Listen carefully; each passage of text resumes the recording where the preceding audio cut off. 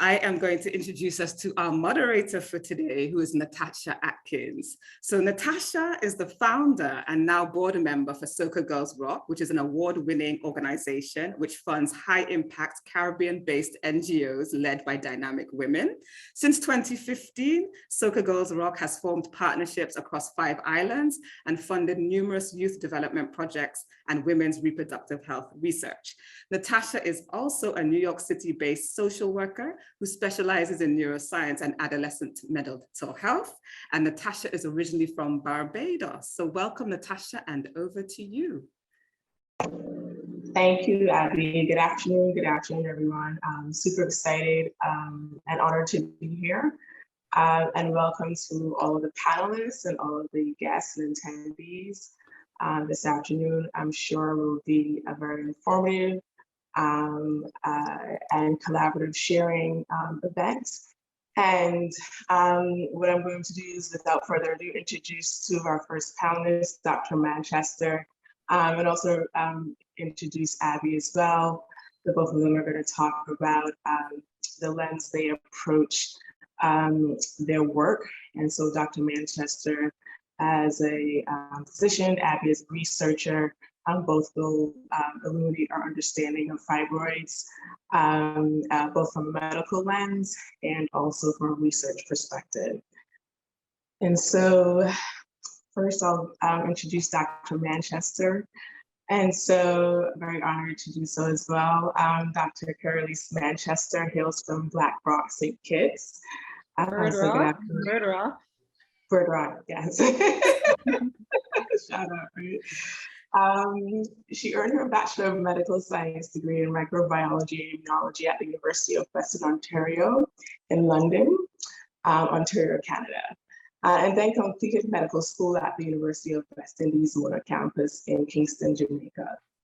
Dr. Manchester then went on to complete her residency in obstetrics and gynecology, practicing both at the Cornwall Regional Hospital in Montego Bay, Jamaica, and then her residency program in, and then also at the University of West Indies in Kingston, Jamaica, excuse me. Dr. Manchester graduated from her residency program in 2017, and soon after she returned to St. Kitts, to her home, to begin serving in her original place of birth, which is amazing. And so she's also a fellow of the American College of Obstetricians and Gynaecologists and has a particular interest in maternal fetal medicine. Outside of her career as an OBGYN, Dr. Manchester is also a full-time mom. And so good afternoon to Dr. Manchester, welcome, and I'm very excited to see your presentation and learn more from you. Okay, thank you very much. Thank you for the welcome and the intro. So I will start sharing my screen so we can jump right into it. While we're on the subject of me being a full-time mom, I'm actually hiding out in a room by myself, trying to get my daughters to stay away from me for the next 2 hours. So, so let's start sharing my screen so we can jump right in. This.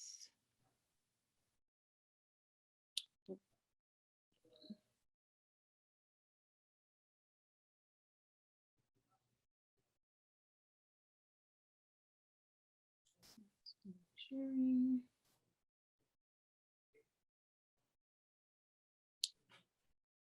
All right, let me minimize a few things.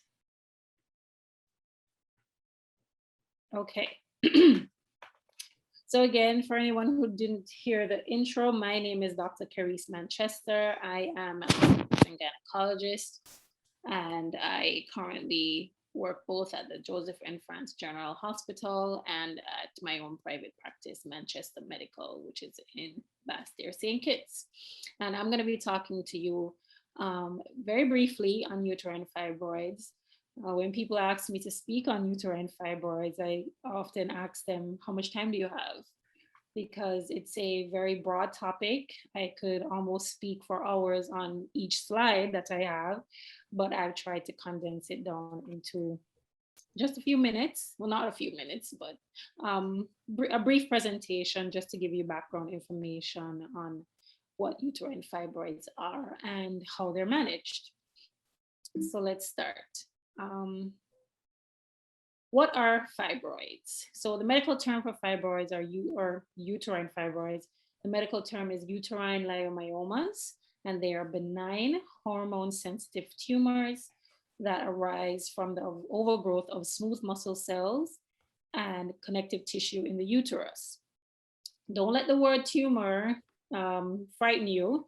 Tumors can be malignant or benign, and fibroids are in fact benign, and they are the most common benign gynecological tumor and the most common indication for hysterectomy, actually, which is removal of the womb. They're composed of smooth muscle cells and fibroblasts, and they primarily affect women of reproductive age. So here you can see some real life fibroids. This picture on your left is actually a laparoscopic view. A laparoscope is just a camera that we put inside the body so that we can see the organs. And this one is showing a uterus with several fibroids on the surface. And next to it, you can see some fibroids that have already been removed from a uterus.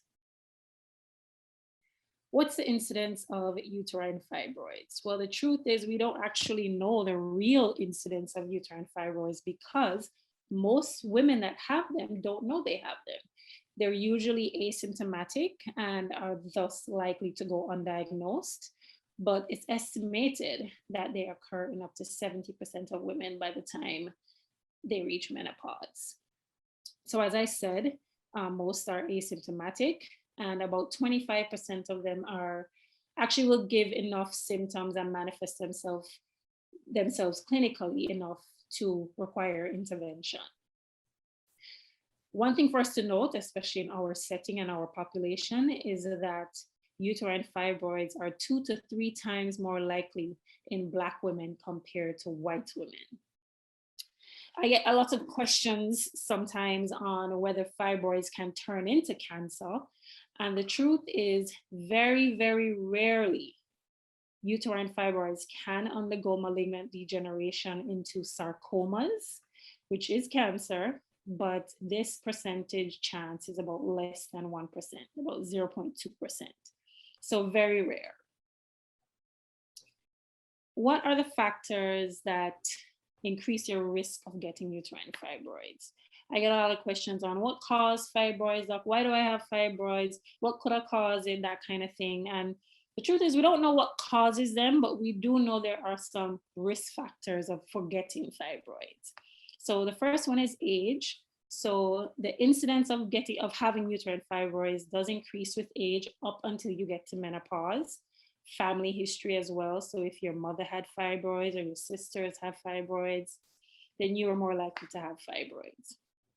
Other factors associated with an increased risk of fibroids is hypertension, obesity, nulliparity, and nulliparity just means never having gotten pregnant.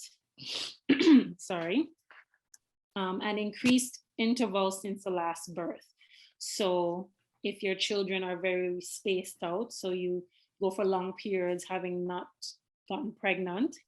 And this is because uterine fibroids, which I think I said a while ago, are hormone sensitive. So some of the hormones, the female hormones, change during pregnancy. And so you don't get that constant exposure of your uterus to the some of the hormones, the female hormones. So that long interval can increase your risk of growing fibroids. It's also been found in some systematic reviews and meta-analyses that exposure to additives in processed foods, sweetened foods, preserved foods also increases the risk of developing fibroids, and also consumption of soy products. And the thought process behind the soy products is that soy products have what's called phytoestrogens in them, and they mimic some of the female hormones. And so again, fibroids are hormone sensitive. So that's the reasoning behind that finding that consumption of soy products can increase your risk of fibroids. There are some factors which can decrease your risk of getting fibroids. One of them is cigarette smoking.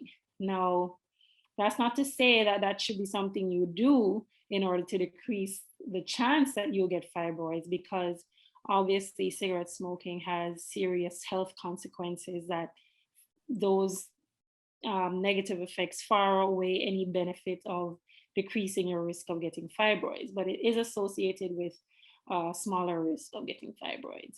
Multiparity, meaning having many children, and using contraceptives such as oral contraceptive pills and the injectable contraceptions.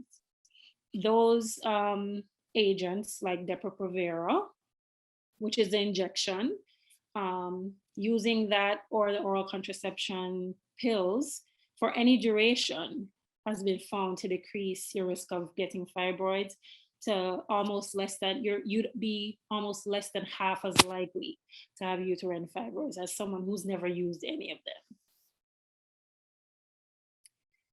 Symptoms of uterine fibroids. So as I've already said, I'll say it again, most of them are asymptomatic. Most women have fibroids and they don't even know.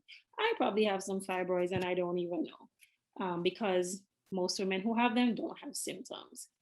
However, they can, in about 25% of cases, have symptoms that manifest. And so we're gonna just go through some of the symptoms. One of the main symptoms that patients present with is heavy menstrual bleeding. Periods can be very heavy, they can be prolonged. So that's one of the bothersome symptoms that patients have. They can also be painful. You can have chronic pelvic pain. You can have pain when they're degenerating. You can also have an increase in your abdominal girth, meaning your abdomen looks higher because of very large fibroids. Doesn't seem like it might be a symptom for everybody, but it is something that women have concerns about, so it does need to be addressed. And so that's one of the things patients may present with, is just, you know, these fibroids are very big and they're making my abdomen look higher than it would without the fibroids, and it's a genuine concern for many women. Fibroids can also cause what we call compressive symptoms. So these are symptoms from very large fibroids pressing down on the organs that are nearby. So the uterus has organs nearby, like the bladder, which is right in front of it, or the bowel, which is behind. And so if you have a fibroid that's in the anterior or front part of your uterus, it can press down on your bladder and cause you to have to urinate frequently, or you may feel like your bladder is never empty, like difficulty emptying your bladder. And if it's posterior, meaning you have fibroids towards the back of your uterus, then it can press on your bowels and cause constipation. There are also blood vessels that run from your pelvic area down into your lower limbs. And very large fibroids very rarely can press down on these blood vessels and lead to swelling of the lower limbs or even forming blood clots in your legs. I see, I saw a hand being raised. Let me see if I can. I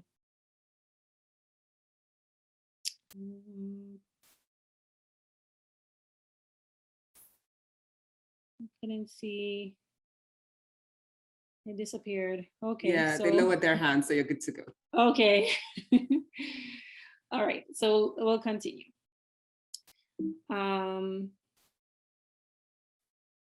so how do we diagnose uterine fibroids? Well, I was always taught that with any patient, I need to start with taking a full history and examining the patient. So in the history, from patients telling you about what they're going through, you may hear some of the symptoms I just spoke about. So the patient may have heavy periods, prolonged periods, the periods may be painful, the patient may be constipated or have difficulty emptying their bladder, that kind of thing. Those are things you'll hear when you question the patient. On examination, you may actually feel the fibroids to the abdomen.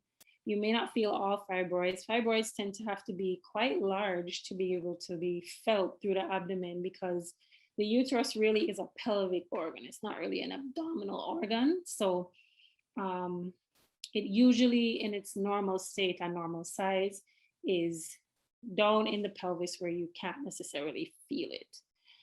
But you may feel very large fibroids on examination. The criterion standard in terms of imaging and looking to see if you find fibroids is ultrasound or ultrasonography. And that is the preferred imaging modality to evaluate fibroids. And it can be done through the abdomen or transabdominally or transvaginally, where we use a probe that goes into the vagina so we can see the uterus. You can do x-rays because you can see calcified fibroids on the x-ray, but you may not. So we don't really use conventional x-ray in terms of evaluating uterine fibroids. MRI can also be done because it gives more soft tissue details. So it may be good in planning surgery if that's going to be the mode of management, because it can tell you how deep into the uterus the fibroids are and give you more accurate sizing and location of the fibroids. But it's an expensive imaging modality and not widely available here in St. Kitts and in most settings like ours. And honestly, it's not necessary to diagnose uterine fibroids, but it can be useful if you want more detail in terms of the soft tissue. You can directly visualize fibroids in two ways. You can look at them through laparoscopy, which I mentioned earlier, where I showed you a picture of a laparoscopic view of the uterus with some fibroids on the surface. So you can look at them that way. And you can also look at it through hysteroscopy, which is where we use a hysteroscope or a camera that goes through the vagina and through the neck of the womb and looks at the inside of the uterus. So a hysteroscope would be able to see fibroids that are on the inside lining of the womb.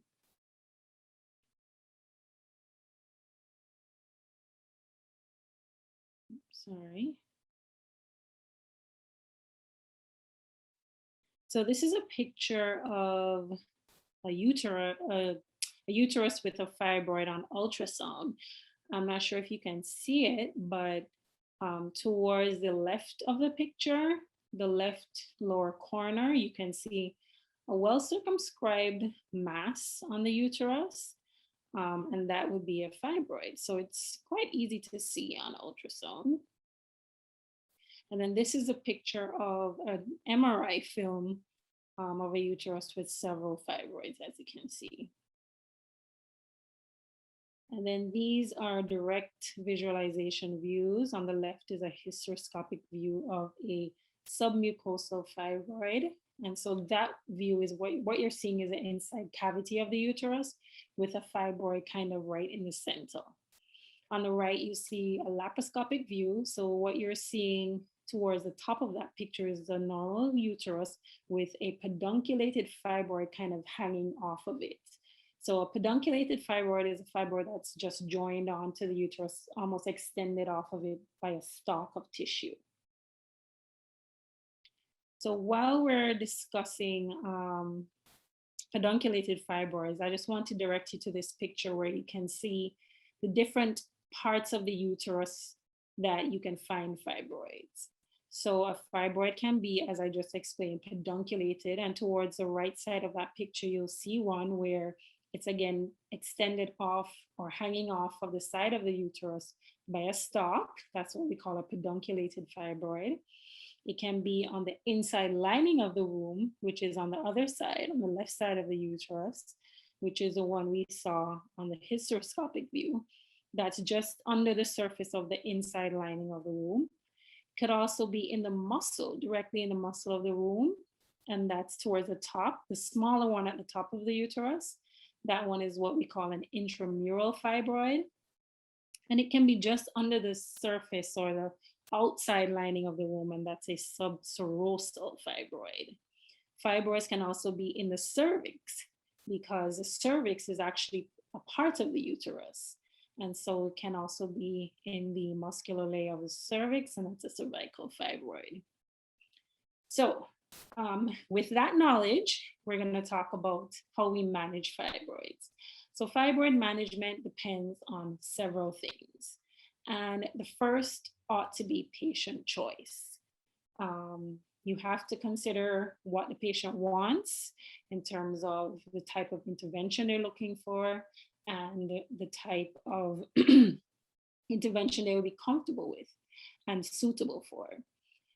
You also have to look at the patient's fertility desires, because the real purpose of the uterus is to bear children. And so how you would manage fibroids, which is a disorder of the uterus, depends on if a patient wants children or more children, or doesn't want any children or any more children. That would guide the type of management interventions that would be appropriate for them. Also, it depends on what kind of symptoms a patient has. And so obviously, if a patient has fibroids, but they're asymptomatic, your management will be different to someone who has very debilitating, severe symptoms. And in terms of which management option is best, it also depends on the fibroids themselves. So how many fibroids do you have? Where on your uterus are the fibroids? So the location of the fibroids, and also how big the fibroids are or how small. The management also depends on if you have any associated conditions. So do you have any illnesses which would make surgery an unsuitable option for you? Do you have any other conditions which may contraindicate some of the medical options? So it depends on several factors, and these are the main ones.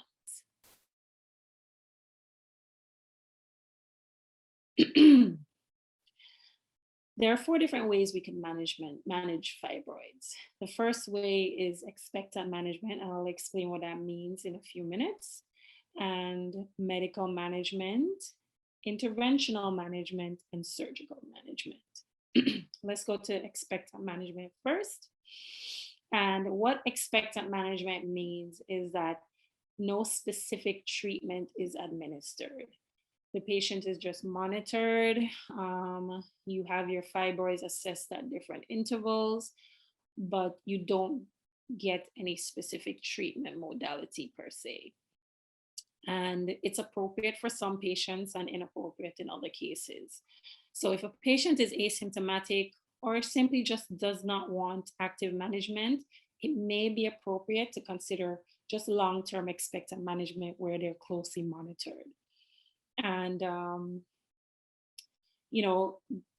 even if you're not asymptomatic, meaning you have some symptoms, but they're mild and they're not debilitating, then expectant management can also be an option.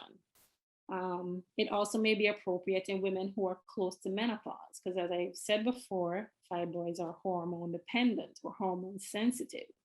And when you get to menopause, then these hormones decrease significantly. And so fibroids do tend to shrink and symptoms do tend to resolve when you get to menopause. And so if a patient is close to menopause, then expectantly managing them until they pass through the menopausal phase and monitoring for resolution of symptoms may be appropriate. But you do have to counsel patients that they must return for follow-up, and if their symptoms change or become bothersome, or if they change their mind and they actually want active intervention where they may not have wanted it before, then they can always come in to discuss the next steps. Right, so menopause, as I said, is a time where symptoms usually resolve, and symptoms like heavy uterine bleeding, heavy periods usually resolve spontaneously once your menses have stopped at menopause. So expectant management, again, is appropriate for perimenopausal women. Medical management. Now, these are medicines or therapeutic agents that can be used to treat some of the symptoms of uterine fibroids. These options primarily address bleeding and pain symptoms from fibroids, because very few of them actually have an effect on fibroid size or the actual fibroid, but can help with the symptoms they cause. So I'm going to go through a few of them quickly. The first one is what we call gonadotrophin releasing hormone antagonists, or GnRH antagonists.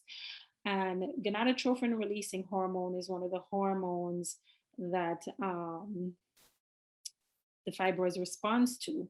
And so once we give this medication, it suppresses the gonadotrophins and by extension suppresses the sex hormones produced by the ovaries, which affects uterine fibroids. And once you do that, then it significantly decreases the symptoms such as heavy bleeding from fibroids. The problem with this medication is that because it's essentially suppressing the hormones provided by the ovaries, it's going to send you into menopause, into a menopausal state. And so you end up with not only the effects of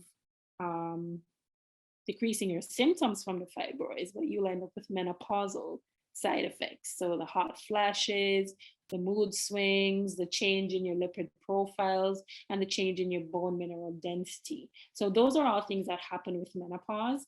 And so if you give medication which causes that, then you will end up with those side effects. So it's actually not a medication we use for more than 2 years. So this, along with the GnRH agonist, which is at the end of the list on the right of the screen, they both have similar effects. And so we don't tend to use these medications long term. We use them almost as bridging therapies. So if we want to take a woman who's having severe symptoms but is perimenopausal, if we want to just bridge her up until the point that she gets to menopause, where natural menopause will happen and her symptoms can resolve that way, then we may use it short term for up to 2 years. The GnRH agonist, the one on the right of the screen at the end of the list, that one is actually known to decrease uterine fibroid size as well as the other symptoms. But that, because it has more serious side effects in terms of the menopausal side effects, that one we also use to tide patients over until they get to a more definitive management option like surgery. So we don't tend to use that one for more than a year. But you do notice a significant decrease in your heavy menses and all those symptoms because the uterine fibroids do shrink with that medication. And it may actually help patients to have a better surgical outcome because it is decreasing the size of the fibroids. And so again, those two are really bridging methods of therapy. The other one we're going to talk about is the levonorgestrel releasing intrauterine device. And now that's an IUD, or people call it a coil or a loop. But this one has levonorgestrel in it, which is a progesterone type of hormone. And so what this does, when you have this type of intrauterine device, it actually works by decidualizing or thinning out the internal lining of the womb so that you end up with less menstrual bleeding. So some patients end up having very light periods or no period at all. And it's very appropriate for patients who obviously don't have too much distortion of that inside part of their uterus. So preferably not many submucosal fibroids or smaller fibroids that have the symptoms of heavy bleeding, because it does improve menstrual blood loss. Combined and progestin-only contraceptive pills. So these are your typical OCPs or your progestin-only contraceptive pill, which doesn't have estrogen in it. These do sort of along the same line of the progesterone IUD, where they do thin out the lining of the endometrium of the uterus and help to decrease menstrual blood loss. Same thing with the depo-medroxyprogesterone acetate, or the Depo-Provera as we know it, or the injection, the contraceptive injection. That one also decreases menstrual blood loss by decidualizing the lining of the womb.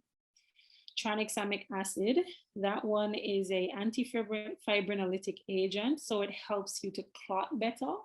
And so It helps decrease menstrual blood loss through that mechanism. It's not appropriate for patients who have had a history of blood clotting disorders. So it's not for everyone. So again, a lot of these medications are something you would have to discuss with your physician to see what best, if any of these, would be suited for you.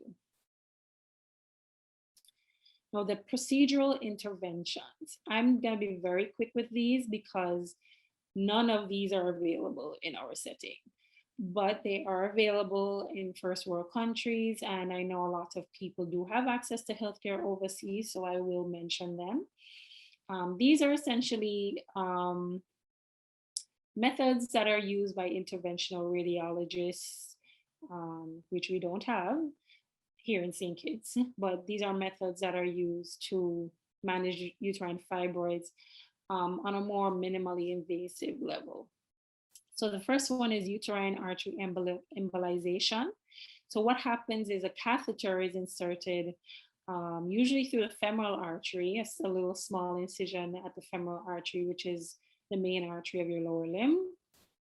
And a catheter is inserted through there to get to the uterine blood vessels. And an embolic agent, meaning a blocking agent, is used to essentially cut off that blood supply from the uterine arteries so that the fibroids can become devascularized and they will just involute because they don't have a blood supply to continue growing. The problem with this method is that sometimes you have inadvertent embolization of your ovarian blood vessels, and thus your ovarian function can be affected as well. You can also do radiofrequency ablation of the fibroids, where through either laparoscopic, transvaginal, or transcervical, meaning going through the cervix, those approaches are used to deliver radiofrequency waves under ultrasound guidance so that the fibroids can undergo necrosis or just break down as a result of these high radiofrequency waves that are delivered directly to the fibroids. MRI guided focused on ultrasound, similar to radiofrequency, but they use high intensity ultrasound waves to cause the coagulative necrosis of the fibroids or to cause breakdown of the fibroids. Endometrial ablation, this uses extremes of cold or extremely hot fluids or microwave energy or high energy radiofrequencies. So all these extremes of temperatures and radiofrequency waves are used to destroy the entire lining of the womb. So that lining, that endometrium that I've been speaking about, is essentially destroyed completely during endometrial ablation. This obviously is not appropriate for patients who want to continue childbearing, but in someone who doesn't have any future fertility desires or but doesn't want open surgery or surgery at all, this may be a good option for them. Surgical management. Now, this slide I could talk for hours on, but I'm just going to briefly just give an overview of the surgical management of uterine fibroids. Surgical options can be minimally invasive or they can be open. Both of these procedures can be minimally invasive or open. So I'm going to start with myomectomy. Myomectomy is a uterine sparing treatment option that removes accessible fibroids, meaning fibroids that you can see and feel, and you essentially just surgically cut them out. And so it's uterine sparing, meaning you retain your uterus, so it allows for future childbearing. But patients do have to be counseled that 25% risk of recurrence at 40 months post-surgery. So within 5 years of myomectomy, most fibroids, not most, but some fibroids can return. And that risk definitely needs to be communicated to the patient. And as I said earlier, you can have minimally invasive myomectomy, meaning laparoscopic. So that's keyhole surgery where the fibroids are removed using laparoscopic instruments. And you can do it open, which is what is done here in St. Kitts, where you have an open laparotomy and the fibroids are removed that way. Hysterectomy. This means surgical removal of the uterus. It's a definitive surgical management option for the treatment of abnormal periods and the bulk symptoms or the compressive symptoms that I spoke about, which are associated with fibroids. And it's appropriate in patients who do not want to have children in the future or just don't want their uterus. You can have minimally invasive hysterectomy as well, and it can also be open. So those are the surgical options. Oh, before I move on from myomectomy, you can also have hysteroscopic myomectomy. So that is when the hysteroscope that I mentioned earlier, where you look at the inside lining of the womb. If you have fibroids like the one we saw earlier that are on the inside of the womb, you can have operative hysteroscopy, where essentially they use hysteroscopic instruments to shave down that fibroid and remove all the chips from the uterus. So it's another minimally invasive way to have a myomectomy. And then you don't end up with any scars at all. With laparoscopic myomectomy, you would have the keyhole scars. So in summary, uterine fibroids are benign, smooth muscle tumors, which can vary in size, location, and symptomatology. Fibroids are common in Black women of reproductive age, and the management of fibroids varies depending on factors such as patient choice, fertility desires, symptoms, and the nature of the fibroids themselves. Management can be expectant, medical, interventional, or surgical. The best management option is that which is tailored to the individual patient. And that's it. And if you're so inclined, I do have my references at the end of the presentation. Thank you for your attention. Thank you, Dr. Manchester. And so moving ahead, I am about to introduce Abby Bego. We met back in 2019, and through, I think, Instagram, I believe, the power of social media, the positive power of social media. And so since then, we've had a great relationship in talking about and thinking about the different ways women in St. Kitts and throughout the Caribbean, how they're impacted by fibroids. And so through those conversations, this research sprouted, and I'm super excited to introduce Abby next. And so Abby is an award-winning scientist and also the founder of the Health and Wellbeing, formerly the Lee Foundation, which aims to improve the health and well-being of its local, regional, and online communities through research, public health interventions, events, campaigns, and offering public health services to small organizations. She started her career in the pharmaceutical industry and has experience in women's public and reproductive health research. Abby is also very passionate about giving back to her community, and over the years has volunteered with numerous health charities in the UK and also in St. Kitts. She holds a Bachelor's of Science in Medical Biochemistry, which is really impressive, from the University of Birmingham, and also a Master's in Clinical Biochemistry with Molecular Biology from the University of Surrey. And the both of us also studied at King's College London. She has her Master's in Public Health from there. And so I want to welcome Abby, and very excited to hear about the reason why we're here, right? To learn more about the research and the impact of fibroids. And so transitioning and sharing, passing the mic to Abby. Welcome back, Abby. Wonderful, thank you so much. So can you all see my slides? Can you hear me and see my slides? Yes, yep. I can hear you. Okay, okay, wonderful. Thank you so much. Okay, great. Thank you so much, Natasha, for the introduction. And thank you so much, Dr. Manchester, for very comprehensive introduction into fibroids. So what I'm going to do now is I am going to take you through the question of how does fibroids impact women and their day-to-day life? So what we're looking at really over the next few minutes is thinking about the fact that we women can develop these benign tumors in the uterus, how could those so-called benign tumors affect a woman's life? So I think sometimes we hear the words benign, and when you think of the word benign and its definition of being something that's inconsequential, we want to ask the question, is it truly that fibroids are inconsequential when it comes to women's health and well-being? And so the way that we sought to answer that question was to carry out a very small research project here in St. Kitts to understand the experience of women living in St. Kitts who are living with fibroids. And this project was a collaboration between Natasha from Soca Girls Rock and Fanta, who you'll hear from later on, from Serrette Brown Research and Consulting. And so what we sought to do was to try and understand women's experiences of fibroids purely from the patient point of view. So how is the patient perceiving their experience of living with fibroids? And we wanted to try and understand what are some of the challenges that women may experience, and how may those challenges impact their health and well-being.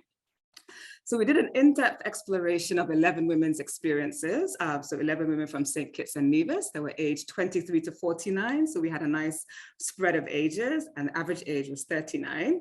Conducted one-to-one interviews, and some of these interviews were very long, up to about an hour and a half, to really try and dig deep into these experiences. And then we transcribed the interviews and analyzed these interviews, and then we prepared a report. So what did we find? So firstly, when we asked women to describe their physical experience with fibroids, women described their experience in very strong terms. So messy, severe, uncomfortable, painful. Some women perceived their experience to be life-threatening. So very sort of strong adjectives to describe their experience of living with fibroids. Then when we looked at the sort of emotional experience, so what is it that women sort of were feeling about their experience with fibroids? And they described their experience as scary, as nerve-wracking, depressing, frustrating, stressful, and hectic. So in this subset of women, when you think about fibroids, what we're thinking about is this is a health issue that affects them both physically and also emotionally. But when we break it right down, when we look at the impact that fibroids has had on the subset of women that we looked at, it affected every aspect of their life, from their physical health, their mental health, personal and social life, professional life, and their finances. And I'm going to go through each one quite quickly. So first of all, if we look at physical health, so just trying to understand why women describe their physical health in the way that they did in the previous slide that I showed. The two main symptoms that women reported, which aligns with what Dr. Manchester was saying earlier, was abdominal pain, particularly during their period, and heavy menstrual bleeding.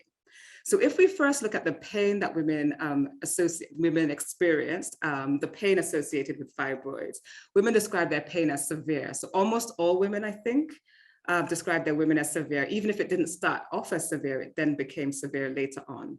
So here are some quotes from women where they said the pain was so painful, they broke down and cried. It was extremely painful, it was intense, keeling over cramps, cringing on the floor in pain. So fibroid pain can be extremely painful. So this pain was so severe and so intense that some women visited the emergency room at the GNF hospital regularly. So for example, one woman explained that she was visiting the hospital every 3 months to try and manage this pain. And she would end up there every 3 months. And she was visiting the hospital every 3 months from the age of 16 to 38. And at that point was when she decided enough is enough. She just has to take her uterus out. So you can see this is a difficult situation that this young lady was going through. Again, somebody else was saying they used to end up at the hospital every time they had their period. Somebody else also said the same. So you can see that there are experiences that women with pain are really experiencing severe pain that requires them to visit the emergency room. The pain was so significant that it disrupted some women's lives. So, they had to call a doctor in for them. The pain was so significant, didn't want to see anybody. I isolated myself. The pain was so significant, I would have to lie down for the first 2 days of my period. I was absent from work, so it was very disruptive, in terms of how it impacted women's daily life. Again, the pain was so significant that women had to depend on medication. So they were living pretty much on pain medication, and they would be increasing the dosage. So, they would be told to take 4, they would take 6. That was one example. And somebody saying, I used to over medicate. So the pain was so significant that women were living on pain medication. The second physical or most common physical health impact that women explained was heavy menstrual bleeding. And this heavy menstrual bleeding led to a lot of challenges. So anemia and fatigue, discomfort, and embarrassing occurrences such as bleeding accidents in public and at work. So here we have women explaining, sometimes I would faint, I soiled a seat, someone could feel the blood dripping out. So very uncomfortable experiences with this heavy menstrual bleeding. So other symptoms that women explored or explained to us was that they had vomiting during their period, they had circulation and nerve problems, and also painful intercourse as well. So those are the physical health symptoms. Then women also explained, some women explained that they had fertility challenges. So they had difficulties conceiving, some pregnancy complications, very difficult pregnancies, and then postnatal depression as well was also reported. Then when we look at how fibroids impacted women's personal lives, all those symptoms that I just explained really did disrupt women's personal lives. So it affected women's ability to socialize, it disrupted women's daily activities. So even things that we might take for granted, it affected women's sleep. So women having to get up several times during the night, either for pain or because of heavy menstrual bleeding and having to change pads, change bedding. Exercise, women couldn't exercise. It affected the types of clothes that women could wear. So women now were only wearing clothes that were dark colors, throwing away all their white clothes, now wearing dark colors. And then it even affected the chairs that women could sit on. Fibroids also negatively affected women's relationships. So in some situations, it created tension with family members and friends who maybe didn't quite understand the experience that women were going through. So that created some tensions, and it also impacted on women's finances. So of course, healthcare can be expensive. So things like doctor's appointments, surgery, medication, and also having to buy lots of quantities of pads, all of these things added up and affected women's finances. And I think these 2 quotes kind of just sum it up. It's just saying, look, I want to live a normal life. I feel really restricted with fibroids. And then somebody else said it really just does disturb your life. So it really did impact women's personal lives. But then, there were some positive consequences. So some women adopted a healthier lifestyle because they became more aware of the importance of their health. And in some situations, it strengthened relationships because you're sort of going through this difficult situation with somebody, and it kind of brought people closer together. So in terms of professional lives, so in some circumstances, the symptoms associated with fibroids resulted in significant challenges in the workplace. So there are regular absences from work, low productivity, bleeding accidents at work, which could be very embarrassing, especially if people don't really understand what you're going through. And then all of this can lead to tensions with colleagues and management, because people are thinking, well, you're taking a lot of time off work, your productivity is low, you're looking down, maybe you're not as happy as you normally are. So all of these types of things can create tension in the workplace. And in extreme situations, we did find some job losses directly related to the whole experience of having fibroids in the workplace. And again, here's another quote that I think was very instructive in terms of really communicating the challenges of living with fibroids and having to sort of operate in the workplace. So this young lady was saying, well, she was unable to function. So she would be there in bodily, but mentally and physically, she was incapable of doing a lot. She just used to be there in body because she didn't want to lose her job. And so she was pretty much not capable of producing a whole lot because she was in extreme pain. So that kind of shows you the type of experience that a woman with fibroids can have in the workplace.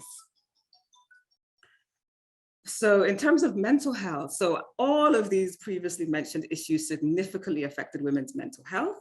So women described feeling depressed, having anxiety, fear, high level of distress, feeling defeated, confused, overwhelmed, and worried. And again, here are a few quotes where women just said they took it quite hard, they were very scared, they were confused, and it was nerve-wracking, the whole experience of living with fibroids. So that in a nutshell is sort of the direct impact of fibroids on women's physical and mental health, social life, professional life. But we also have some additional factors that affected women's well-being. So firstly, the doctor-patient relationship. Now, this, I think, is a very key factor. We know that a very good doctor-patient relationship can sort of ease that journey of living with fibroids. And through the research project, we did find a few little challenges that women encountered with the doctor-patient relationship, which are interesting and probably need to be addressed. So the first was gender issues. So overall, it was felt that female doctors were more likely to be relatable and empathetic and to understand women's concerns. In some situations, there was kind of a lack of trust around, is the doctor really, how does the doctor really have my best interest at heart? Sometimes people felt uncomfortable with their doctor. And then just generally, sometimes there was just a lack of empathy, understanding, and sensitivity.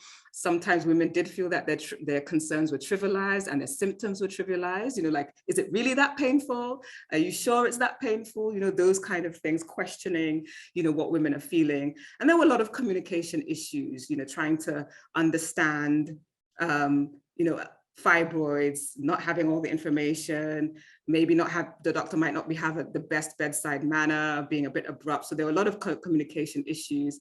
And then overall, there was like a lack of focus on menstrual health. So as women were going to their doctor regularly, the doctor wasn't necessarily asking questions about menstrual health, like, how is your period? How heavy? How painful? And so this meant there was a lot of missed opportunities for diagnosing them at an earlier stage. So a few issues around the doctor-patient relationship. Another issue is social connection. So we found that living with fibroids can feel very isolating, and women can often feel very misunderstood. So that is a significant challenge that would affect women's mental health and their well-being. Fibroids, as I mentioned prior, going through all the different ways that fibroids can affect a woman, it can take over a woman's life. It can be very, very disruptive, but there's also a lack of information and guidance on how to self-care and how to self-manage. So that was a huge challenge, a big information gap. And if there was more information, that information could empower women to take back control of their health and their life. Menstrual health education also was a big one. So what we were finding is that women were not aware of what a normal period looks and feels like. There was a lack of awareness of fibroids and other gynecological conditions like PCOS or endometriosis. And that lack of awareness means that women aren't aware that some of the symptoms that they're experiencing are actually abnormal, and they're putting up with these symptoms longer than they should. So that was an issue. And then generally, there's just a lack of empathy around menstrual health issues. Sometimes there can be a very unkind dialogue around menstrual health as well. And so women were not getting the support that they needed because there wasn't that understanding. Another issue was the uncertainty around asymptomatic fibroids, which Dr. Manchester mentioned about asymptomatic fibroids, but there was that kind of uncertainty around, what should I do? Should I visit my doctor regularly? Should I not? Are they going to grow? Are they not going to grow? So that uncertainty around asymptomatic fibroids also created a lot of kind of stress as well, because you're not quite sure what to do. And there was an example of somebody that had asymptomatic fibroids for like 20 years, and then that turned into a medical emergency. So there's all that kind of uncertainty and wondering like what could happen. So again, some uncertainties there. And then finally, barriers to women receiving a prompt diagnosis. So women are living with very painful menstrual symptoms and are not getting diagnosed, not always getting diagnosed early. And there are two reasons for that. There are patient-related barriers, and then there are health system-related barriers. So examples of patient-related barriers is what I mentioned prior: lack of awareness of symptoms. So if you don't know that your symptoms are abnormal, you're not going to visit the doctor. Fear. So sometimes women were scared of what the symptom could mean. Could it be cancer? Could it be something serious? And that fear led to inaction. And then of course, women, we have busy lifestyles. Sometimes you just don't have that time to really go to the doctor and identify what could be causing some of these symptoms. So health system barriers. So this is related to some of the barriers, whether it's around the doctor-patient relationship, hospitals, whatever. And these are examples of these are things like just misdiagnosis. So doctors kind of saying things like, oh, your symptoms could be you're pregnant, or your symptoms could be, we had examples of where doctors were saying, well, you're young, don't worry, you'll grow out of those symptoms, or you're old because you're getting older, your cycle is changing. So various different biases and also various different preconceived notions about women's symptoms can lead to misdiagnosis, and then you're missing the opportunity to diagnose women early. And then that, what I mentioned before, the lack of focus on menstrual health. So where doctors aren't really asking women about their menstrual health, and so without asking them, whether their periods are heavy, painful, prolonged, then you're missing an opportunity to diagnose something that could be quite significant. So just to conclude, so fibroids, we found, is a significant health issue that affects every aspect of a woman's life. We do believe it requires more attention from the Ministry of Health, public health professionals and NGOs, so that women are empowered with information and have access to relevant support to manage their condition. And overall, we just think there just needs to be more sensitivity and empathy across the board when it comes to women's health issues. And just to say thank you to all the women who took part in this project. I really appreciate it. Very open, very honest. We appreciate that. Thank you, Dr. Fanta Waterman, for your research advice. Thank you, Natasha, for all your support and for giving us a small grant to conduct this work. I'd like to thank all the volunteer research assistants that took part in the project and helped with transcribing and also verifying data. So that's students from the University of Medicine and Health Sciences and the University of Exeter in the UK. I'd like to thank the staff at the Innovation Hub at the National ICT Centre. They were very accommodating, and so we did some of our research interviews there. And then finally, just like to thank the Ministry of Health for granting us ethics approval to conduct this work. So thank you so much, and over to you again, Natasha. Thank you, Abby. Thank you. That was a great presentation. And so now we're going to transition into I'll start to introduce the other panelists who are going to go through some of the solutions. And so with Abby's research, she identified key areas, right? Medical, mental health, health and wellness, employment, workplace issues, and also research. And so all of our panelists today are going to share solutions connected to those key areas Abby identified in her research, solutions to help support women who are affected by fibroids. Many of you you're here because you're standing in for someone, and you're going to take this information back to them. But how women can, the different solutions available to women, in particular in sick hits naturally, that they can use or advocate for to make sure women that are affected by fibroids and have the community they need to get the medical support, the mental health support, health and wellness, and also to continue with this research. And so next we're going to hear from, I'm not going to speak. We're going to hear from Zahra James, who's going to talk to us from a mental health perspective. And so Zahra has well over a decade of delivery program fields of mental health, youth development, gender justice, and their various intersections. As a mental health professional, Zahra is interested in the intersection of wellness, play therapy, treatment of trauma and substance misuse, aggression, anger management, and meditation. Zahra completed her master's in counseling and psychology and a bachelor's in psychology and women's studies.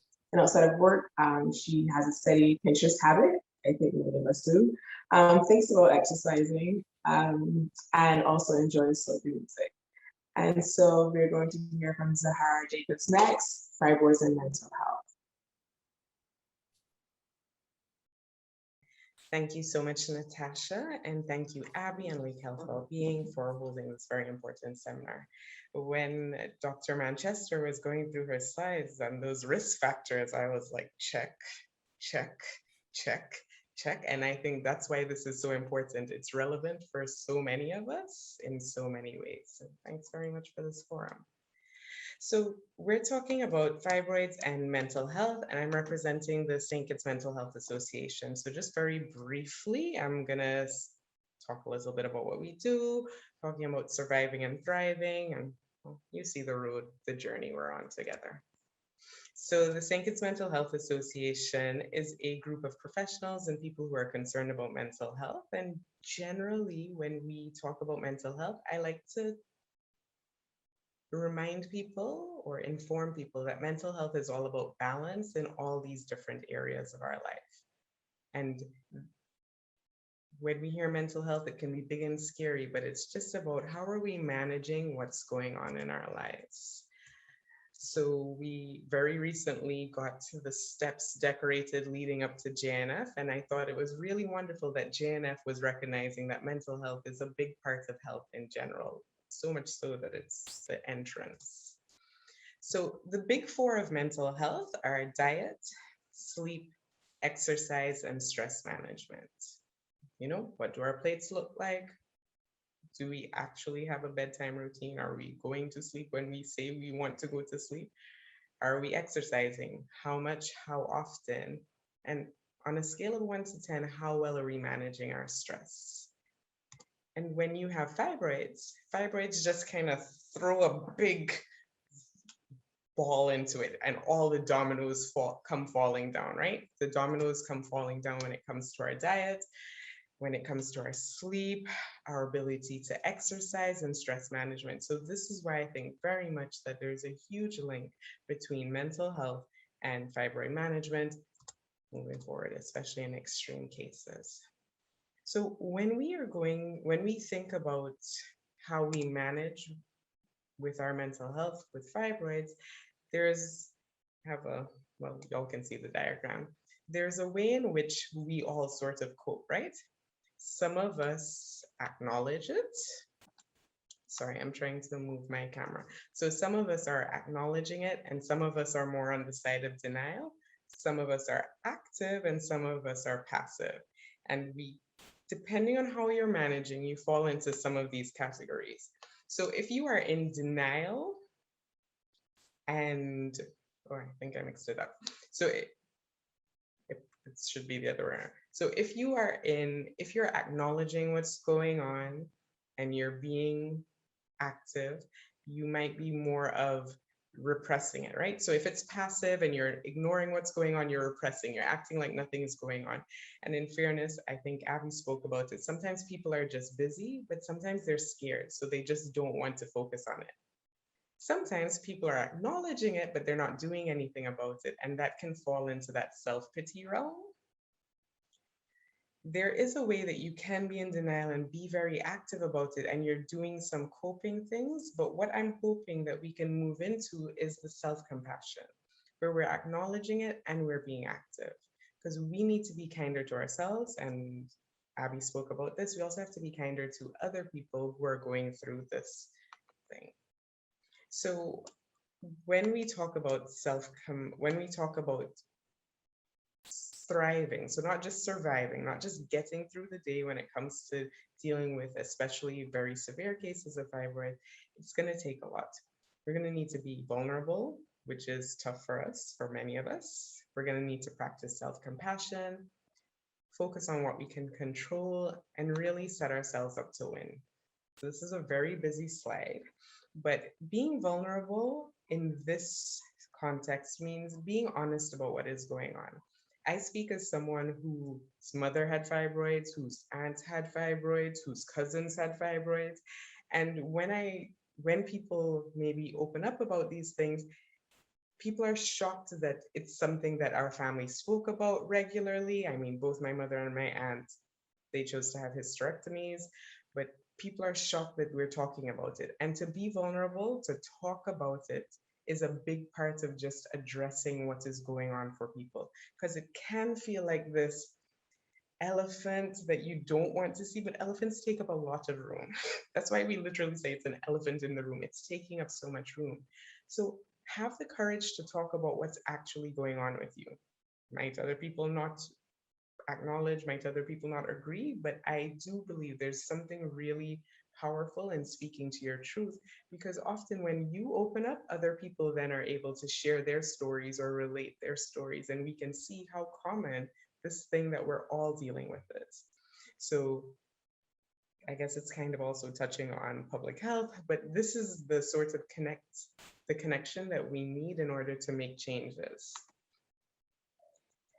Self-compassion is the thing right now, right? It's the combination of mindfulness, being kind to yourself, and connecting with others. So, I mean, that's a whole, I think Dr. Manchester said that she could speak for hours on every slide. I could speak for hours on this thing alone. But mindfulness is just being aware of what's going on with you and your body and being honest about that. Showing some compassion towards yourself, because sometimes we are so hard on ourselves. We're like, oh, I need to do this, I need to do this, I need to do this. And really what we need to be doing is listening to ourselves, our bodies, and saying, what's really within my ability right now? And I spoke about this a little earlier, connection is key. And I think Abby raised this in her presentation, saying that some people said they were able to make more meaningful connections with people in their lives because they were going through this. If you are sharing what's happening in your life, there is the opportunity for so much growth. There's so much power in family that is supportive. There's so much power in friendship that is supportive, that we can really make this not as isolating an experience as it is for so many people. Very generally, we have to think about what we can control and what we cannot control. And sometimes we spend so much energy on things we cannot control. Like realistically, in the present moment, you can't control how much pain you have. You can't control how long it's gonna last. But what you can control is checking in with your doctor about your options. As Dr. Manchester said, there are lots of different options at lots of different stages, so talking to your doctors. You can control how you eat, you can control how you rest, you can control what you consume. And I mean, both food and even social media. Sometimes we can just get into a rut where we're escaping from what's going on with us and our minds generally. So I really want people to think about, when I am complaining, when I'm checking out, when I'm having a hard time, where am I and what can I control? And where am I spending my energy? Because you can't control what other people think, you can't control other people's motives, but maybe you could be involved in trying to create a campaign to talk about menstrual health. And I'm sure other speakers are going to speak a little bit more about this, but focus on what you can control first and foremost. And very generally, when we want to like have all these ideas about how we're going to feel better and do better, think about when you see a jigsaw puzzle and all the pieces are there. We're like, oh, this puzzle will never be made. But it actually just takes one piece at a time, and it can come to form. So I really want to encourage people to take a small step every day towards what is going to make them feel good. It takes a lot of introspection. What can I do? What's available to me in my support group? But how can I move more to that self-compassion section of the diagram and away from the self-pity, away from just the barely coping, and definitely away from the repression? Because we have choices. There are things within our options. I mean, Dr. Manchester said we don't have all the choices available in the world, but we do have some choices. So very generally, in terms of what can be happening on a mental health level, I think definitely counselors and mental health professionals need to be raising this as an awareness issue. Often when we speak to clients, we talk about their exercise, their sleep, but maybe one of the things, as Abby said, we should be doing is asking about menstrual health. Like, how do you manage? That could be a big part of the general check-in, because as we know, most people don't know what it should look like and what they can be doing. It would also be very important if we're also always in conversation with medical doctors, gynecologists about what they're seeing and what could possibly help people, so we too are educated about options and referrals. And well, I should have probably started here, but the biggest thing is, as professionals, as the Ministry of Health, as they're taking this information in, we have to be listening, not just listening to the presentation or reading the report, but finding ways to incorporate the recommendations that come out of research. We are a research averse people. Maybe that's rude. We could do better when it comes to research, but what we need to be doing is incorporating these things. And just very generally, I think what we need is like a paradigm shift, right? We need to be thinking differently about what it means to be a woman, what it means to be able-bodied, how you create access for people who have disabilities or are not able to access things fully. And the Zahra mantra, kindness, kindness, kindness. We need to be so much better to ourselves and each other. And I do think lots of the times we're not as good to each other is because we're not even being good to ourselves. And all of that is the mental health approach of being balanced. So a couple of things I want to kind of challenge us to do today, like a self-compassion challenge. I would say, ditch your phone for the evening one night. Just give yourself a little rest from social media. And that includes WhatsApp. Just be in your own company. Take a little time with you. When you're being super critical, I should be, I need to, challenge that voice. Say, think about all the things you're doing right. Focus on those things, because sometimes we just come down on ourselves way too much. Make a playlist, music that makes you feel good. Natasha's the Soca Girls Rock. Find something that makes you move. Write a letter to yourself about how you're doing, what's going well, how you can reframe what's going on. And I mean, I would say you should check with a mental health professional if you need help with any sort of these things. Look in the mirror, be like, what do I love about me? And this big thing is supportive touch. Often when we touch ourselves, touch our bodies, we're, oh, why does it look so? Why this is so? What would it be like to just put your hand on your chest and say, what would it be like to spend some time putting cream on your legs and actually paying attention to what you're doing? Not just a lather, lather, lather, so I look good, but like, this is my body, this is what I have, like really feel it. So mental health is a journey, as I said. It's about balance, it's about approach, and I really want to encourage people to think about, how can I show myself some more compassion? And I promise you, when we show ourselves some more compassion, with or without fibroids, we're gonna be so much better for all the people in our lives.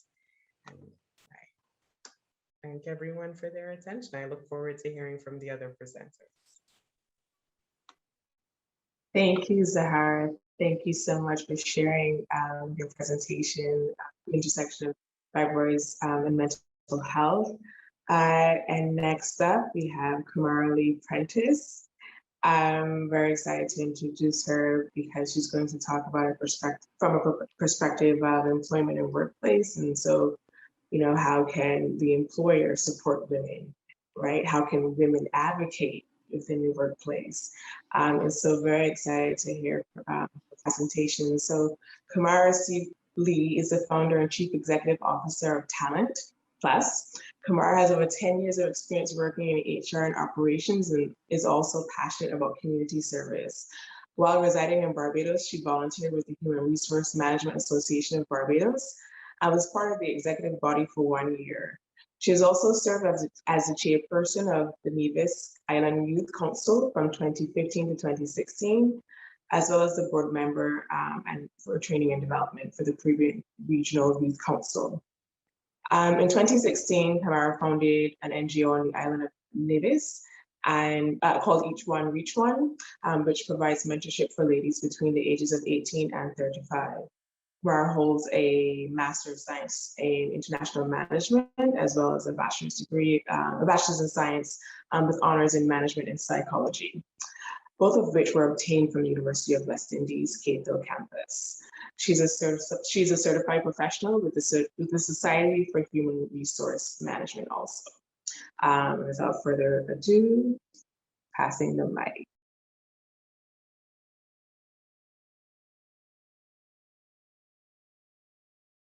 We can't hear you. We can't hear you. Sorry, are you hearing me now? Yes, yes. Thank you, Natasha. And thank you to Abby and team for inviting me to be a part of this event. And my role this evening, as Natasha mentioned, is to really speak about the workplace and how employers can accommodate their employees who are dealing with symptoms of fibroids and, to make the overall experience easier. Now, dealing with symptoms associated with fibroids, such as severe pain, as you have heard, heavy bleeding, exhaustion, or frequent urination can take a toll on your life, especially in the workplace. And research shows that although not all women experience the negative effects, fibroids symptoms may affect your work performance, hinder your concentration, and can even keep you from going to work regularly. Now, according to the American Psychological Association, our jobs influence our lives even outside of the workplace. And if you listened to the previous speaker, Zahra, she spoke a little about that. And as a career woman, your work may define you. Your work may define who you are, and is probably one of the most important elements of your identity. A full-time career can be demanding and requires good health. Now, I want to speak a little about what women experience or can possibly experience in the workplace due to fibroid symptoms, along with potentially missing entire days of work due to physical symptoms. You might also be irritable, grumpy, and generally unpleasant on days you're there. And for these symptoms, especially if they're severe, you should seek treatment. And some of the treatments were discussed by Dr. Manchester as well as by Zahra. And these can really help with your self and pain management strategies. We are aware, and it was also mentioned earlier, that the doctor-patient relationship is very, very, very important. Well, similarly, one of the things that is critical in any workplace is the employer-employee relationship. And work relationships can be just as important as personal ones when building your career. So you'll want to take extra care to keep them positive. And so it really goes both ways. The duty or responsibility of the employee as well as the duty or responsibility of the employer. Now, as an employer, you have a duty, as an employee, you have a duty to communicate to your employer if something is significantly affecting your performance at work. Now, I know that this is a very sensitive topic and it may not be easy because it means sharing a bit of yourself with your employer and being vulnerable. And we all know that some of our employers, we may just not have the very best or very positive relationship.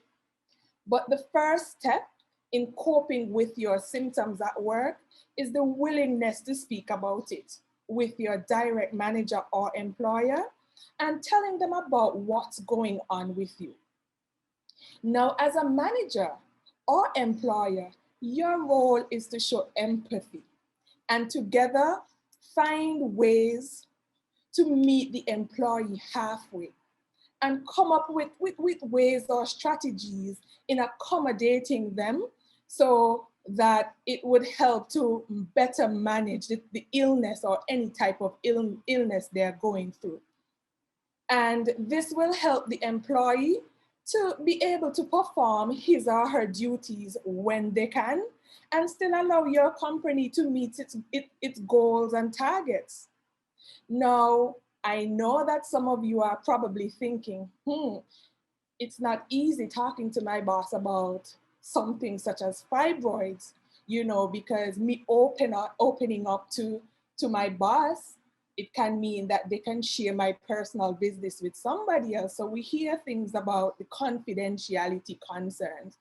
And I'm not saying that that may not happen, but I am asking that you give them the benefit of the doubt because they are to keep this information confidential.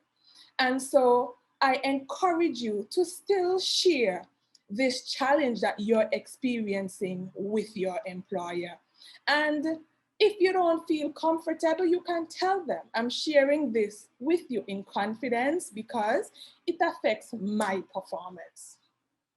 Now, one of the things I have found over the years, being an HR manager and working with several institutions, is that we have a high absenteeism rate and we never know what is going on with the employees. And we find January, this person is absent for 2 days.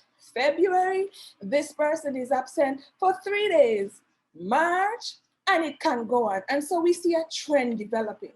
And one day what you might find is your employer might say to you, well, Jane, I notice a trend that you are absent 2 to 3 and sometimes 5 days each month.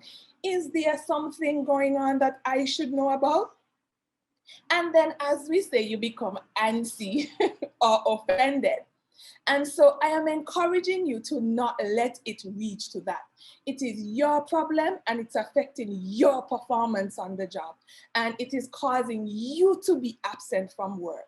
And so as the employee, it is your duty to have a sit down with your employer and say, employer, I'm having some serious challenges.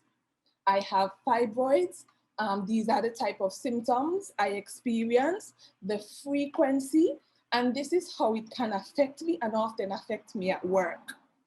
And, and say, I'm having this conversation with you because I really there are days when I may have to call in sick. And I would really like for us to explore ways in which, I can perhaps work from home or come to some sort of mutual agreement. Now, I noted that Zahra mentioned positive attitude. Now, one of the things that research showed happens when someone is having these type of symptoms is, the emotions can go wild or all over the place. And so it's very important to manage your emotions because this can help to contribute toward that positive work environment. Now, this conversation, while critical, should be followed with a supporting letter from your doctor with brief mention of your condition, the symptoms you experience, the frequency, and how this can affect you at work. So yes, you're having that conversation, that sit down with your doctor, with your employer, but here you have that note from your doctor supporting what you're saying. And so it's more believable, not to say that your employer won't believe you, but you have supporting information from a medical practitioner to say, Jane is my patient and this is the condition. We ask that you accommodate Jane as best as possible during this time. Now, this letter will and should be placed on your employee file and is normally confidential. But by submitting this letter to your employer, you are pretty much covering your bases for when you have to be absent from work. And so I'm saying to you, don't let it get to a point where if you are an employee where you are absent from work frequently and your employer approaches you about it. Now, secondly, not many persons may have knowledge or may fully understand how women are really affected by fibroids. And so as an employee, one of the things that you can do is offer to share an informative article that covers the basics about fibroids and common symptoms. Thirdly, discuss the possibility of working from home during the heaviest or most painful days of your cycle. Now, according to a recent study, out of 1,000 women, 66% were concerned about missed days from work due to fibroid symptoms. And 24% felt that their symptoms prevented them from reaching their career potential. And so this can really affect you in the workplace, and it can affect you mentally and psychologically as well. And so it's important for you to put strategies in place to manage yourself as effectively as possible. Now, lastly, when we look at the labor laws in St. Kitts and Nevis, and you would find that most of the labor and employment laws throughout the Caribbean are the same, or in some cases similar. It covers what is called uncertified sick leave and certified sick leave. And uncertified sick leave is where an employee is allowed 2 to 3 consecutive sick days without a doctor's note. And I say 2 to 3 because in St. Kitts and Nevis, it is 2 days. And in some other Caribbean islands, you would find that it is 3 days. So generally 2 to 3 days. Now, the certified sick leave refers to certified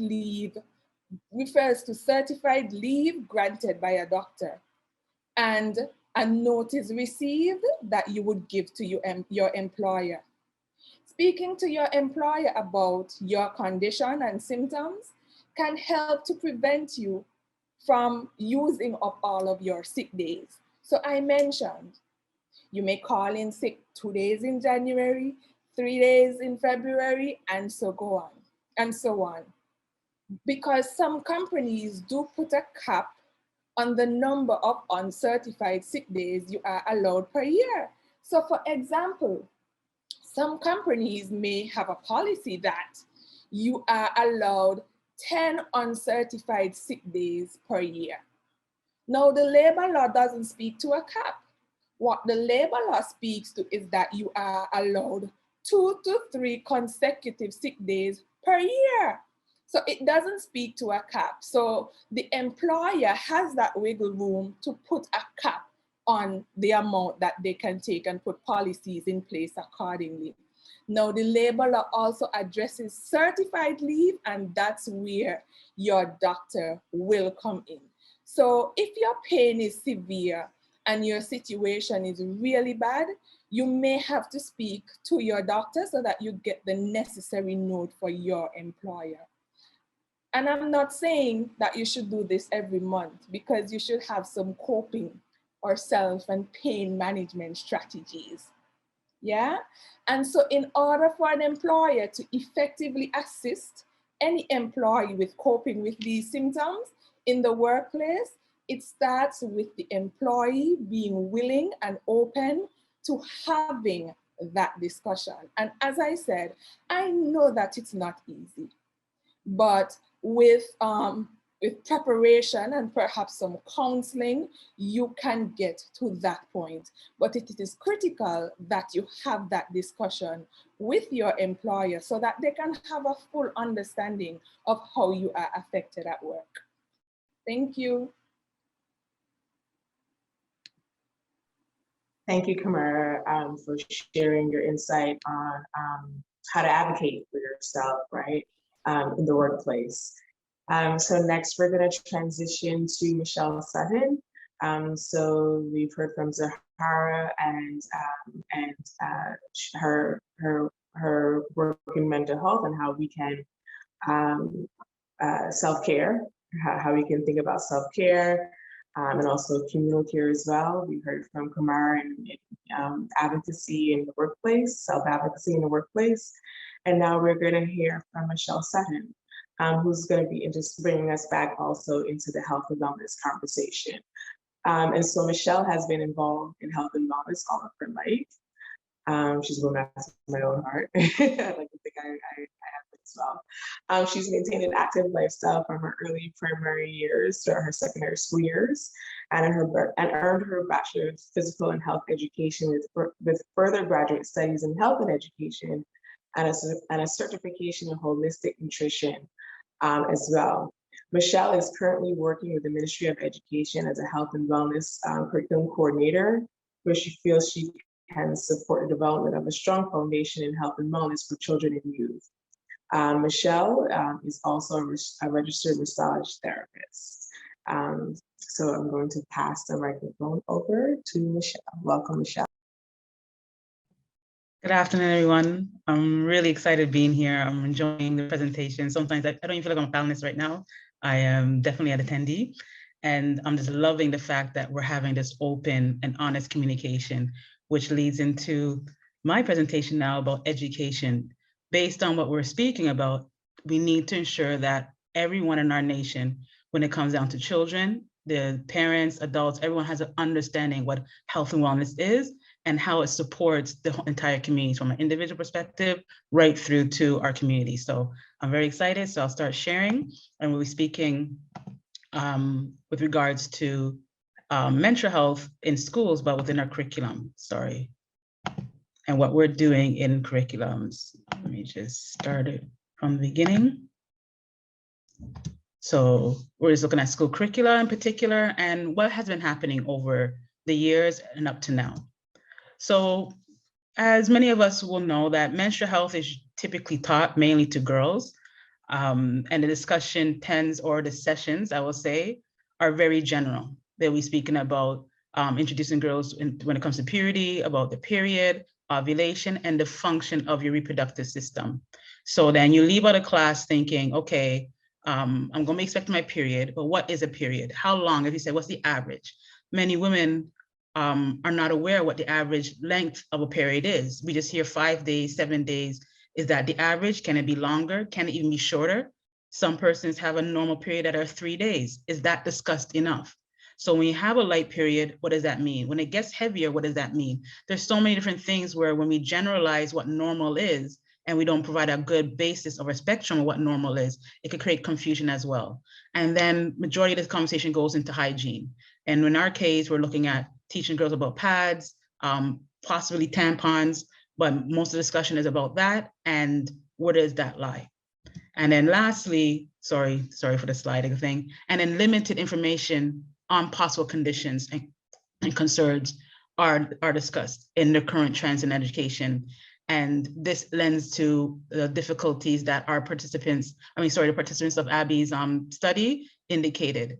How do you manage things that you are not necessarily informed about from a young age, even before you even diagnosed or before you even understood what conditions you may have? It's good to have an idea of what are out there, so then you could have the discussion on seeing to prevent the fears that Zahra was mentioning, because when it comes, health is a scary situation. As you get older, you will be facing certain health concerns, and being empowered by the knowledge, then you could address it, and it lowers the fear that you'll be able to be active to manage your health concerns. In this case, we're talking about fibroids, but overall. So when we look at the health education, we need to ensure that we're trying to alleviate the fear and ultimately working towards empowerment and taking control of yourself, and also looking at how we could support others. And then, so at this point, when we're looking at the trends, this is where we'd like to get interactive. I'd like to hear from you. So I'm speaking about this generally, but we have a poll right now, and let's hear from our participants. I believe, Abby, you'll be able to present the poll, and then based on the findings, we will see how accurate are our trends in education at this point with our participants and going forward. So if you probably take about 3 to 5 minutes, just let us know if you have access. You're seeing the poll now? So I've launched the poll, so hopefully everyone should be able to see it. Mm-hmm.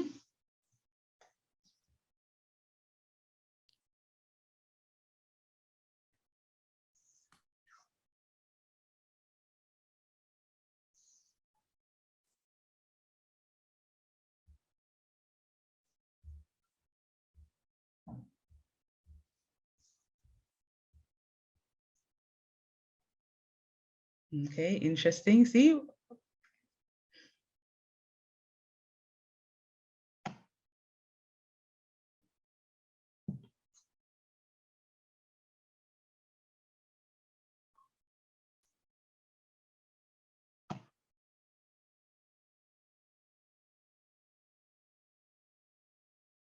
Michelle, while you do that, we can't see your slides clearly. It's like right now it's black.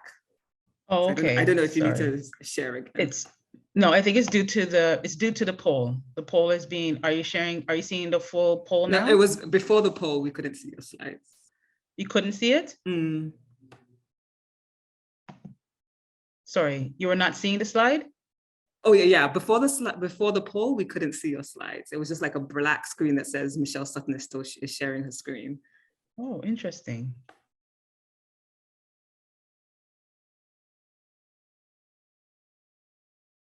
I'll stop sharing, and then ultimately, once the poll is completed, I'll share again.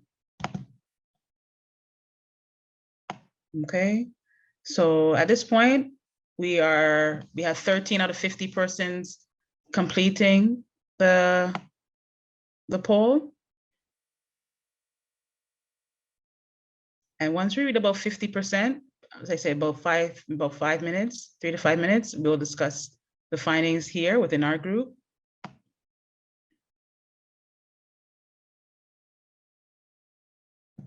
And ultimately, the reason why we incorporated this aspect is just to hear from you, so we can have this discussion and say, how do we see the improvements in health education in our federation with regards to menstrual health, in this case, fibroids, but ultimately the general discussion. Sorry.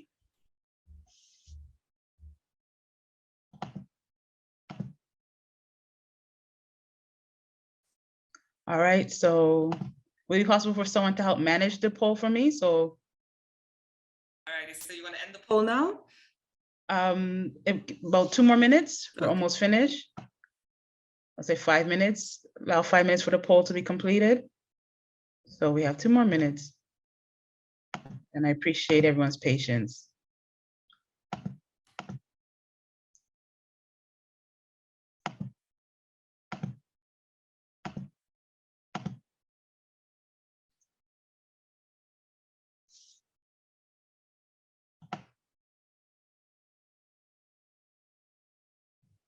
I'm not that familiar with Zoom, so I'm not sure if we're able to have music playing while the poll was being conducted. If anyone knows about that, feel free to share. I like a little background music, like Zahra indicated.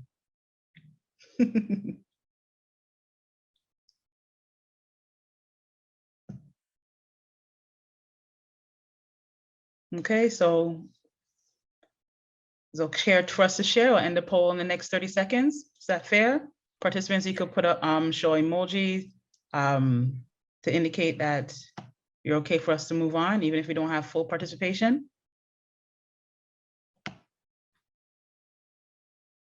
Was everyone's thoughts? Yeah, we can move on. We can say. Sorry? 32. Yeah, we've got 32%. So yeah, should we? Oops. Okay, thank you.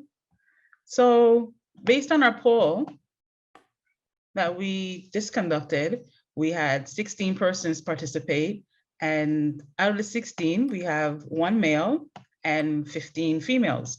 So it was almost expected that this forum might be catering to more women.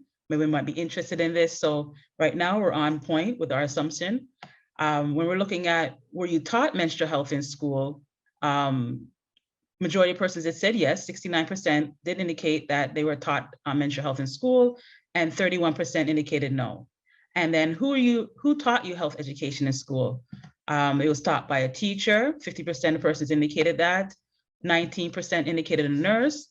Were you taught single sex classes?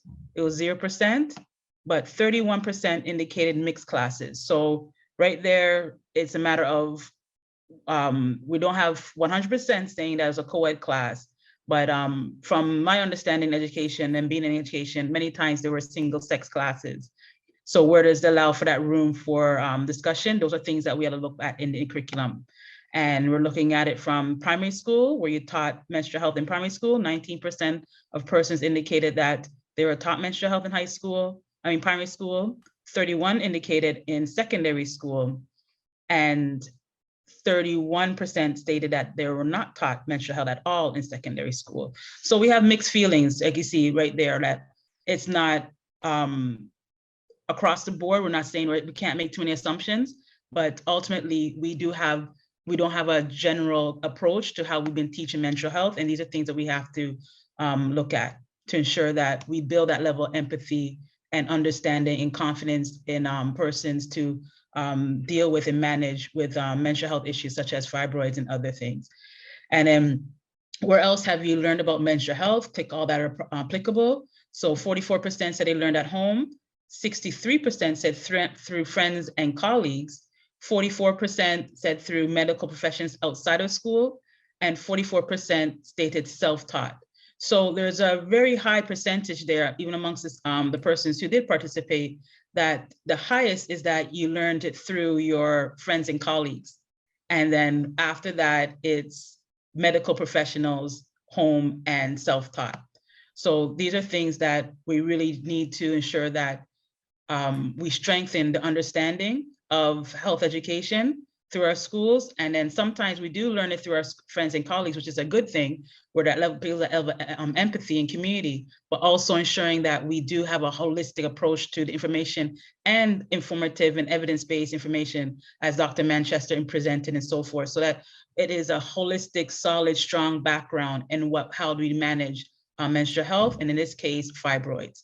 And the last question, I'm not seeing it, okay, right here. When it comes to premenstrual syndrome, I added this into the forum, or into the poll, is because we want to see, do we feel it's a normal part of menstruation? Because when we look at what we call PMS, premenstrual syndrome, many of the symptoms of it do relate to menstrual health concerns. So are you bloating? Are you having headaches? Are you having sorry, let me just make the list, make sure the list is more concise. So I'm just not speaking, just to organize my thoughts here, sorry. So when we're looking at the symptoms of PMS or premenstrual conditions, and then also looking at menstrual health concerns, I'd now like to hear, I know the doctors were able to chime in here, is that we're looking at the fact that in menstrual health concerns, you have issues of moodiness, depression maybe, cramping, which many women experience cramping, but the severity of cramping, other things like headaches and so forth. So if PMS is normalized, how do you know what is normal from what is not, what's healthy, or what is abnormal conditions that you should be looking at addressing with your doctor in the future? So these are things where we have to ensure that persons have a strong understanding of what the PMS is and how does it link to menstrual health. And then also, are we trivializing certain symptomologies that end up leading persons to think that everything is fine, and then you get hit with a major blow and you didn't realize that you were able to manage it from a younger age, okay? So how do we feel at this point? We'll discuss it later, but I just wanted us to have that level of information so that when we have our question and answer period, we could see as a group, where do we stand? So I'll quickly share again the presentation. Let me know if it is sharing. We're just seeing black screen. You're seeing it now? No. Okay, it's just so black screen, but carry on. Black screen, I'm not sure why, but I guess it's a technical difficulty on my end or my network. But when we're looking at the fallout of poor menstrual health education, statistically, you'll see that when persons are not empowered with strong understanding of menstrual health, it can lead to many different things. So for example, in young women, it'll be early or unwanted pregnancy, but the early part, as a health educator, I get a lot of stories from young girls when we're having discussions, and you'll hear young girls saying that they want to have their children very early to avoid not the possibility of not having children. So fear is actually pushing you maybe into early pregnancy because you're not really having a good understanding of your menstrual health.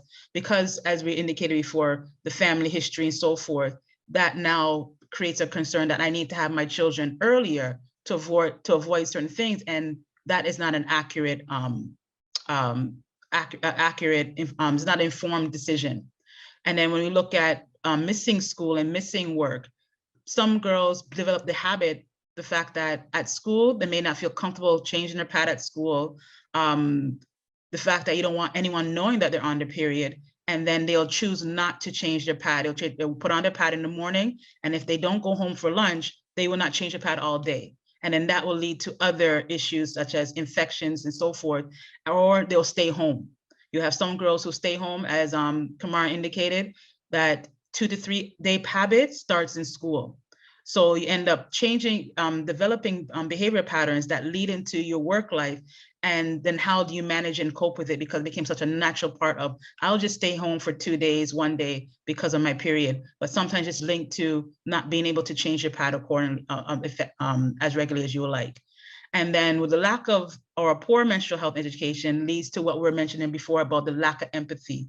And when it comes down to lack of empathy and the support for girls and empowering girls on how to manage and treat menstrual concerns, that is key. We are in a community and you don't want to feel that you are isolated, or as Camara indicated, having that conversation still is dependent on your comfort level and your self-esteem, that I, Michelle Sutton, may be okay in doing it, but that doesn't mean that Michelle Greta Robin Sutton is not okay with doing it, because we do have many sides. But I'm just saying that don't assume that because I may have the information, I don't understand. I may think that the person does not understand, and that will block the level of to be able to support women and girls in dealing with mental health issues.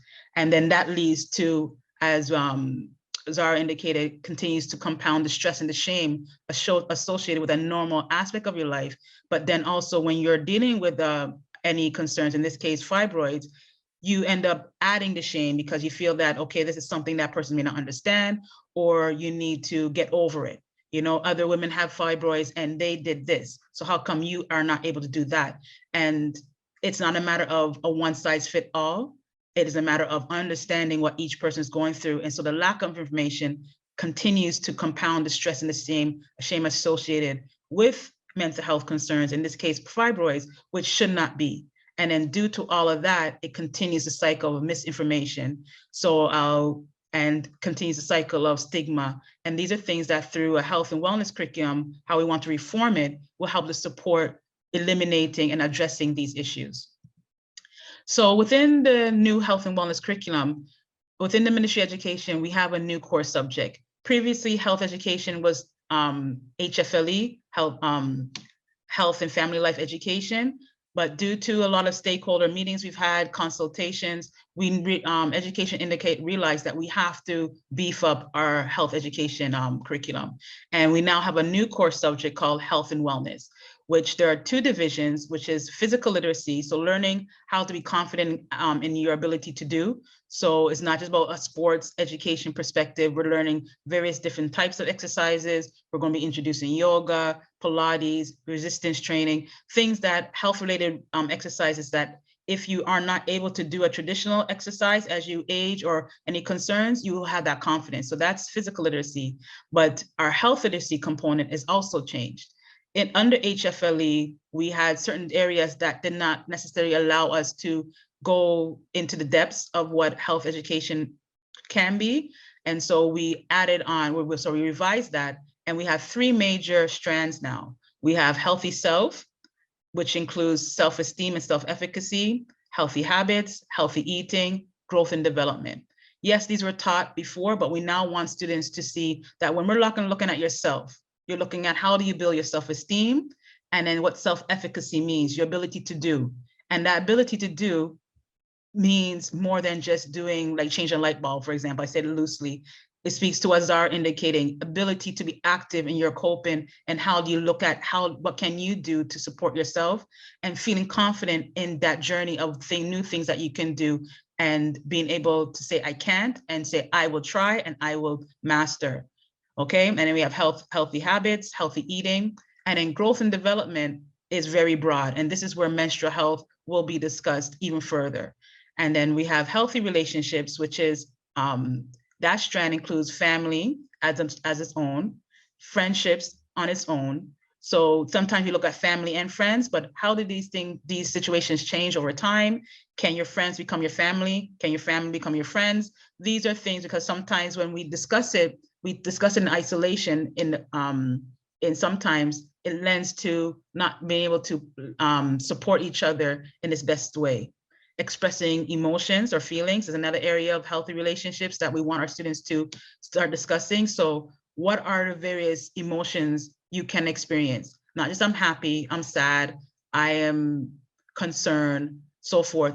The wide spectrum of emotions, which lends to the mental health aspect, and being able to go through different changes in your life and know that these emotions are normal, but how do you manage and control it? You have the right to feel every emotion, but how do you manage and support others and yourselves when dealing with the emotions? And the last area of healthy relationships is a part of the curriculum is supporting others. We ensure that we have that isolated areas, because what does supporting others mean? And as Camara was speaking, and then how we're talking about the doctor and patient relationship, as Dr. Manchester indicated, supporting others is a major part of a healthy relationship. And then how do I advocate, even if I am not the one suffering from something, and I'm able to advocate to ensure that we have the policies that support everyone. So to go off topic a bit, I was raised in Toronto, and one of the things I grew up knowing is that you have maternity leave and paternity leave. And many of these policies are not necessarily pushed by, they're pushed by an individual person, is because you see the changes in life, right? So men are more involved in parenting in different areas of the world, and they get a chance to stay home with their newborn child, and it's normalized. It's not a matter of taking off time, but within our context, we still get how many months, and that is just the women. How much paternity time did the men get? It's days. So building the structures to ensure that we have policy reform, legislation reform is highly pinned on supporting others, that you don't feel alone to make these changes. And then lastly, we have healthy community, which looks at safety and risk, environment. But one major area that helps with reform is looking at our values, our traditions, and our beliefs, breaking down those assumptions when it comes to menstrual health that, oh, get over your issues. You're gonna have to live with it. You're gonna have your period from, some girls get it as early as 8 years old, and then you're told that you must get over these cramps, and then you're not necessarily addressing or monitoring how are you feeling with these cramps, which could lead to able to prevent or treat certain conditions better than versus denying or ignoring them. And then last, we have media awareness, where you get your information from, how you create information. So this is a summary of our health and wellness curriculum, which ultimately I like to use this moment because it's a new curriculum, but I just want us as a group to see that education is ensuring that we're providing a space that allows for us to have this conversation of menstrual health. And menstrual health is specifically mentioned and will be taught at the secondary school level. So then now with the reform in education, what does it do? It removes the gender exclusivity. All students will receive this information on sexual health, reproductive health, and we will be doing from the male perspective and the female perspective. But in this case, so it normalizes everything. There's no mystery, there's no wonder that, oh, that's a woman's issue and only women could deal with it, or that's a men's issue that's only men could deal with it. So when it comes to fibroids, it's a community effort to empower and to treat and to build that level of support. And our sexual health education starts as early as grade 5. On average, young girls receive enter into puberty around age 10. So that's why we said grade 5. But then boys and girls are informed of the changes in puberty and also looking at adolescence. And when they get to high school, we're also exploring and empowering them with the knowledge of symptomology, of things that they should be aware of to know that how we could support each other. And then we're also looking at building a positive sense of self-esteem and self-identity, knowing what is your normal versus what is the norm. And that's very important when you look at menstrual health. Your norm will change as well. But when it does change, is a change of for concern. Who do you communicate with? Do you communicate with that doctor, your employees, and so forth? Where does that balance lie? And it's very important that you have an understanding of yourself, and then that builds on your ability to advocate for yourself or advocate for others. As Camara indicated before, even if we saw it, if as an employer, you're seeing that someone is absent 2 to 3 days every month, and you may be able to say, okay, I noticed this. Is it related to possibly your menstrual cycle? Because I understand that this could, allowing that conversation doesn't mean that, so doesn't allow for, it provides a space that you can have a conversation, that you don't have to always, the person come to you, you can go to them. And then ultimately through this reform, we'll be able to provide, create, and support safer spaces in our schools, our homes, our workplace in particular, and our community. So that is the big thrust in education, and how that supports menstrual health is that we want to ensure that we are building a strong, healthy self, strong, healthy relationships, and strong and healthy community. So I look forward to partnering with all the women on this panel. And ultimately, this is a new change in education, and is a change that the community wanted as well. And within St. Kitts Nevis is a St. Kitts Nevis curriculum, so you will not be able to research and see, okay, CARICOM, you'll still see HFLE, but knowing that HFLE, all the standards in HFLE are adopted and are within our health and wellness curriculum, but now you have a better understanding of where our health and wellness curriculum, what it entails, and the importance of menstrual health reform within education to help support our young persons, males and females, and how do we address and treat any concerns we have in the future. So that's my short little summary there about health and wellness and the need to ensure that our students are empowered with knowledge to help support a healthy and active life for all. Thank you. Thank you, Michelle. Thank you so much. So next, we're going to transition into Dr. Fanta Waterman. Along with Abby, Dr. Waterman worked from the ground up on this research. And so she's here to talk more about the importance of research. And Zahra mentioned that earlier, right? That we need to do more so we can have better workplace policies, so we can have more educational initiatives, so we can have better doctor-patient care. And so next up is Dr. Waterman, who will talk about the importance of research. Fanta Waterman is an award-winning researcher who is passionate about making health literacy achievable for everyone, and investigating opportunities to improve the health and quality of life for underserved populations. Dr. Waterman has over 10 years of experience in public health systems and services research, and also is well published in numerous research publications. Dr. Waterman is also a seasoned lecturer, having taught as an adjunct associate professor within the City University of New York. Dr. Waterman was born to Trinidadian and Gullah, that's from the South Carolina region of the US, parents, and grew up in Harlem, New York City, and all work in no fun, right? Her favorite foods are callaloo with crab and also macaroni pie. And so without further ado, Dr. Waterman. Thank you, Natasha. And really, I just want to sort of summarize all the amazing information that we received today. As Abby and Natasha mentioned, my company, Serrette Brown Research and Consulting, partnered to execute the research that Abby went through earlier. And really, the mission of Lake Health and of Soca Girls Rock is very similar to that of Serrette Brown Research and Consulting, in that, you know, we believe in the empowerment of people. And my particular belief is that health literacy is a key in improving health in general and empowering patients. And that's what I heard a lot of today, particularly from the HR professional, Camara, and also from the other amazing panelists and speakers. I just want to sort of bring together a lot of what we heard from a research perspective into 3 areas. There was a lot of discussion about sort of what can we do, whose responsibility it is, the timing being important, the environment being important.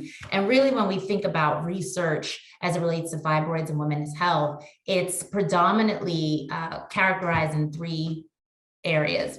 There's query. So what's the issue? You know, what questions do we have? What is it that we don't understand about fibroids in particular? That's usually where the research starts. Once we have an idea of what we'd like to understand better or where we think the gaps are, then we need to do the work to quantify that. So how big is this issue? How many days of work are actually missed? How much money are these women actually spending to manage their fibroids, either surgically or the periods and symptoms that come along with them?